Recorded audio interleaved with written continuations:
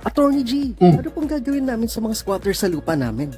Ang mga informal settlers or mga squatters ay ang mga kababayan natin na nakatira sa lupang wala silang legal claim. Dahil sa Republic Act 7279 o mas kilala sa tawag ng Lina Law, decriminalized na ngayon ang squatting. At hindi lang yan, hindi na sila basta-bastang pwedeng paalisin na lang hanggat walang alternatibong relocation site. Napakaganda sana ng layunin ng batas na to, ang maisaayos ang urban poor housing system dito sa Pilipinas. Nakakalungkot nga lang na hindi naging maayos ang implementasyon nito. Ang mga karaniwang naging relocation sites ay malalayo sa pinagtatrabahuan. Kaya ang karaniwang nangyayari ay bumabalik din sila sa squatters area kung saan malapit ito sa mga pinagkakakitaan. Kaya kung may naninirahan sa iyong lupa na walang pahintulot, ang unang proseso dyan ay ang pagbibigay ng notice to vacate galing sa isang abogado. At pagkatapos ng sapat na panahon, tumulog ka na sa barangay para sa pakikipag-usap at pakikipag-areglo. At kung hindi kayo magkasundo, saka ka lang dudulog sa korte upang mag-file ng ejectment case laban sa naninirahan sa lupa mo. Ang pagpapaalis ng squatters ay isang mahaba at masalimuot na proseso at ito ay isang resulta lang ng isang matinding sakit sa ating lipunan kung saan ang mga matitinong trabaho